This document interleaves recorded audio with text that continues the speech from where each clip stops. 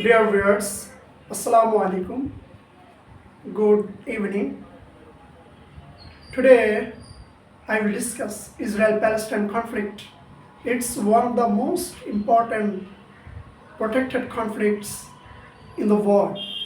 Before going to elaborate the Israel-Palestine conflict, I would say, you know, Theodor Herzl is considered the modern father of modern Judaism, and some Jewish people and researcher and scientists, they are working on Israel and the interest of Jewish people, and they are going to establish a state in Middle East.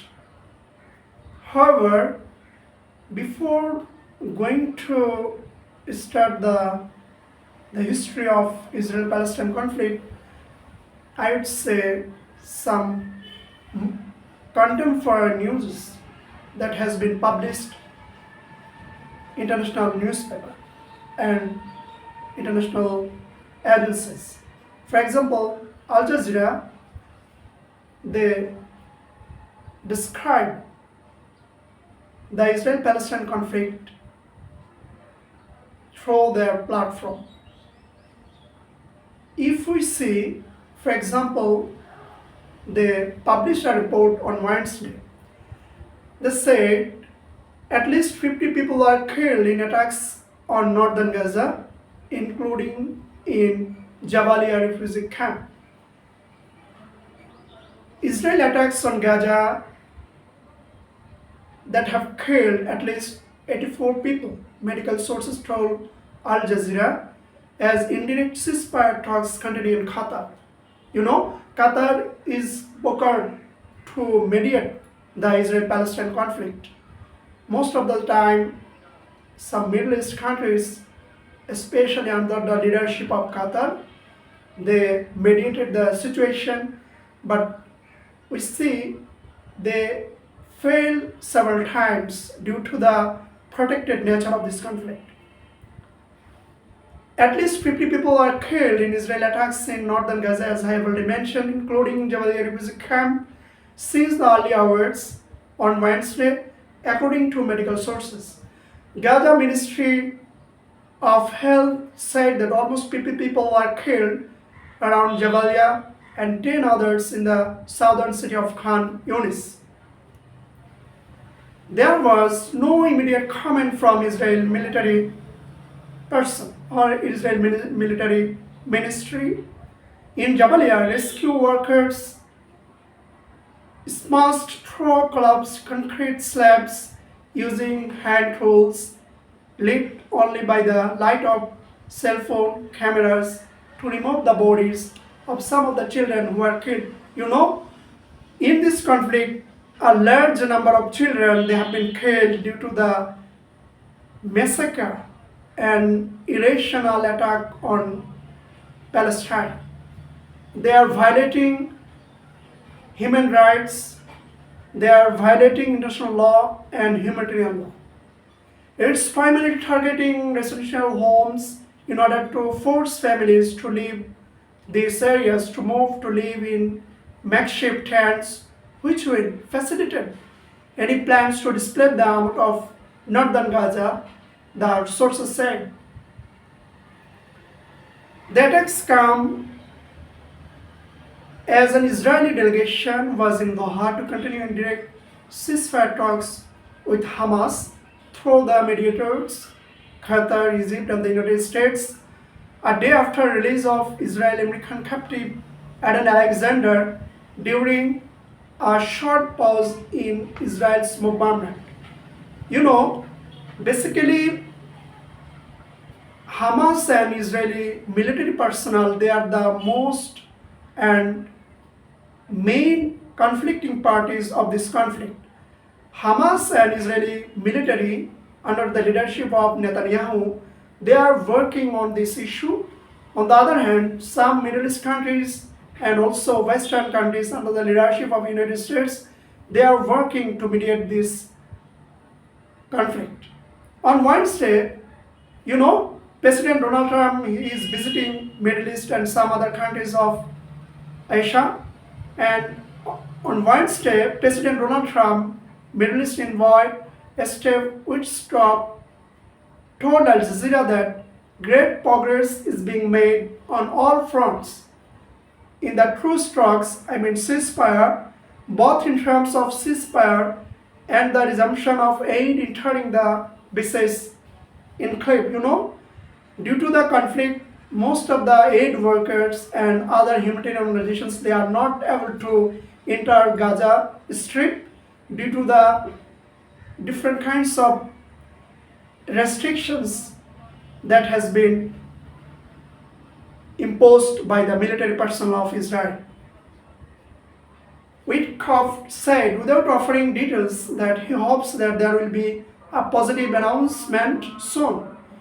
Israel Prime Minister Benjamin Netanyahu had reiterated on Tuesday that Israel would not end its military campaign in Gaza even if a ceasefire deal was reached.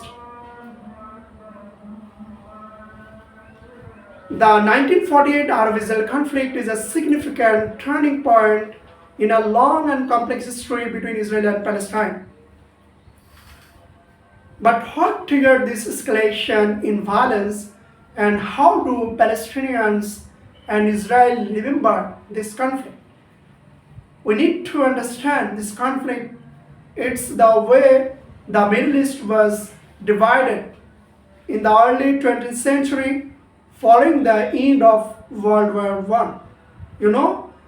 In 1970, that was the one of the important year for the Arab-Israel conflict.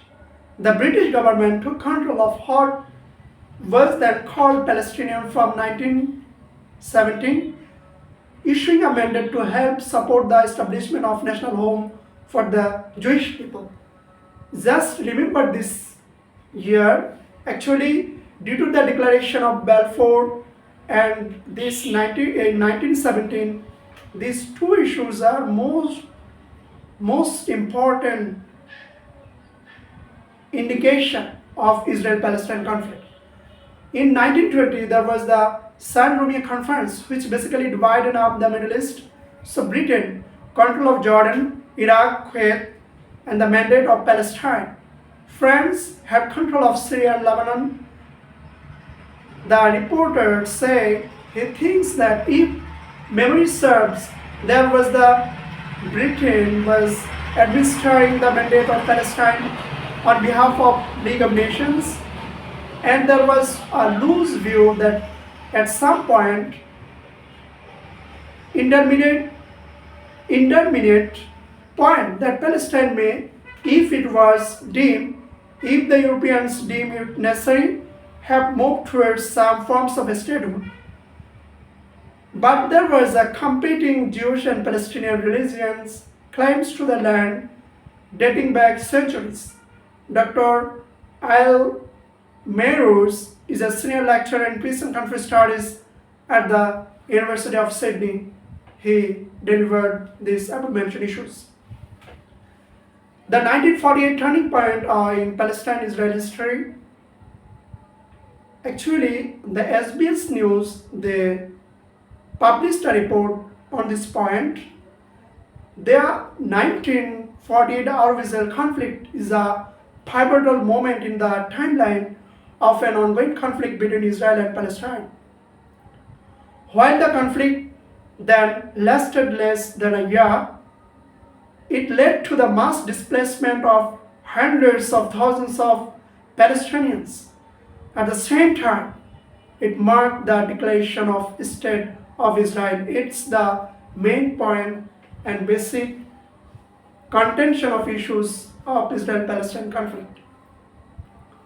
Obviously, we have to go back quite a few decades. Late 19th century, Jew feeling persecution, reading the word second, in some cases looking for a place where they can protect themselves. Some of them end up in back then Palestine under Ottoman Empire. I am saying some of them because many fled to other parts of the world, and this is further inspired by the birth of the community, what we call the Zionist movement. The idea that after 2000 years in exile, Jews should go back to Israel or Zion and establish a home for the Jewish people. If you understand these issues, then you can understand the conflicting situation in Middle East. Tension mounted in the 1920s and 1930s as many Jewish people fled persecution in Europe, strengthening Zionist movement for a Jewish homeland. Some researchers and policymakers they argue that as they are persecuted in Europe, why they are repeating same incident in Middle East? It's not rational thing for the Jewish people to do same thing in Middle East. As you know, a large number of people are persecuted, have been persecuted by the Israeli personnel. Dr. Kier says these tensions escalated as Palestinians respond to the Jewish population's increasing claims to land. These years are too often referred to the Arab Revolt. The Pope, it's update news. The news has been published by Elkanah Royal Institute. The report says the Pope, the Holy See, the Israel and Palestine conflict. The newly appointed Leo XIV is said to be the Pope of continuity. This characterization will no doubt soon be tested in his proposition towards the Israel-Palestine conflict, from the ongoing Israel-Palestine genocide, from the ongoing Israeli genocide in Gaza to the annexation of Palestinian land and the status of Jerusalem and its holy sites. The Holy See should be concerned about the overall future of the region in general and the Christian presence in particular. Whether the Pope Leo XIV will continue to put Gaza at the center of his agenda, it is an important question, as the Holy Land is really holy place for the different kinds of religious people, especially Muslim, Christian and Jew people. Taking a different approach may erode part of the legitimacy gained by the Roman Catholic Church in the global south and the Arab world, in particular due to its solidarity with the Palestinian people in Gaza, and particularly the personal care and the interest of Francis towards the Palestinian Christian population, the oldest Christian communities in the world. Next, if we see what can be expected from Pope Leo XIV, the designated and respected Pope Leo XIV represents the continuation of the simplicity brought by the Pope Francis to the Holy See. However, an important difference is that his background doesn't include any major engagement with the Middle East. The Augustinians, his religious order, lack any significant presence in our world. Nevertheless, he is someone highly identified with the social doctrine of the Christ Church and a strong advocate of human rights.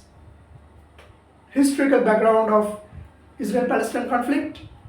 We'll end our session very soon.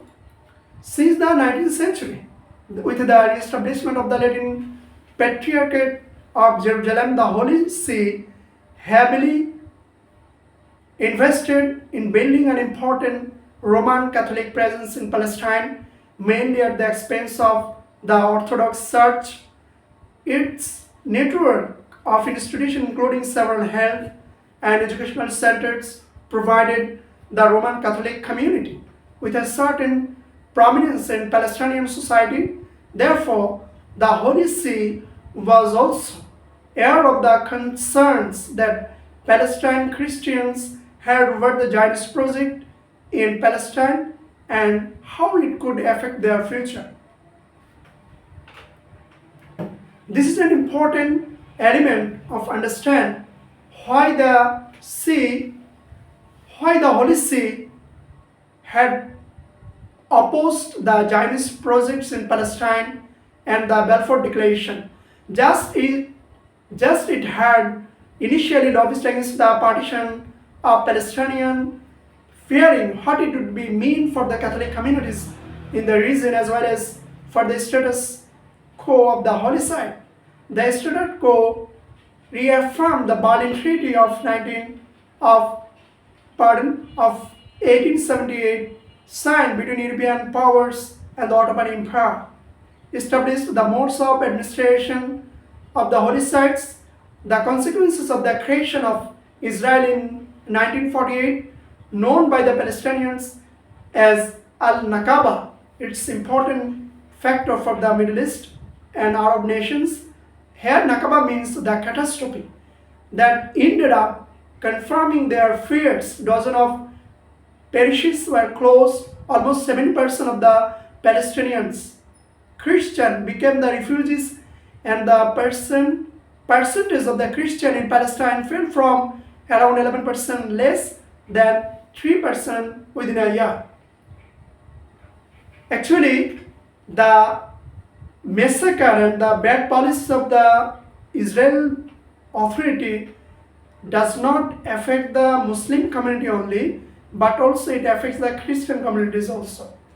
The failure to prevent the Nakaba forced the Roman Catholic Church to focus more on the humanitarian matters than on the political aspect of the question of Palestine. It served the important role in taking care of Palestinian refugees, including through the fortification mission, and the demanded the respect of the status quo of the holy sites, a cause that found the support of Belgian, France, Italian, and the Spanish diplomacy in their capacity as Catholic countries responsible for the implementation of Catholic rights in accordance with the status quo regulations. Thank you so much for enjoying our session. We will discuss the next factor and next issues in upcoming session. Thank you all.